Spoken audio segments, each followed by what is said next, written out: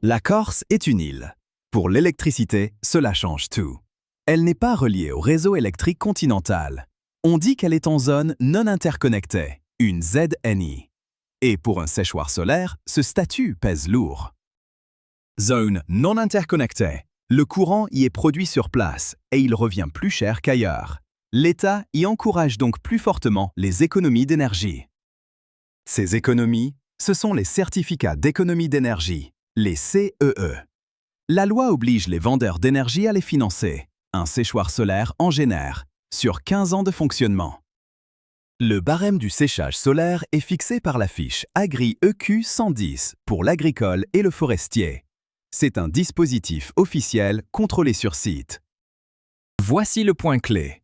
L'arrêté du 29 décembre 2014 prévoit, à son article 4, un coefficient de bonification pour les zones non interconnectées. En clair, la valorisation des certificats y est doublée. Concrètement, pour un même séchoir solaire, chaque kilowattheure CUMAC vaut 2 fois plus en Corse qu'en métropole continentale. La prime est multipliée par 2. Ce doublement change tout. Selon votre dossier, la prise en charge peut atteindre jusqu'à 100% sous réserve d'éligibilité. Rien n'est promis à l'avance, tout dépend du calcul. Les filières corses concernées sont nombreuses. La châtaigne, les plantes à parfum, aromatiques et médicinales, le fourrage et le bois.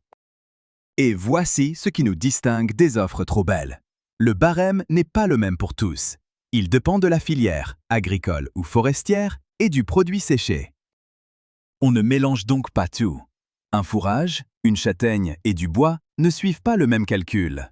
Annoncer un montant unique pour tout le monde, ce serait vous tromper. Notre méthode est simple. On chiffre votre cas précis, par écrit, selon votre filière et votre produit. Vous savez exactement où vous en êtes avant de vous engager. Pour connaître votre montant réel en Corse, demandez une étude personnalisée.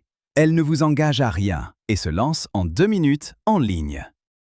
Accompagnement, transition énergétique, doublement au titre de l'article 4 de l'arrêté du 29 décembre 2014, en zone non interconnectée, sous réserve d'éligibilité, de dimensionnement et de validation technique.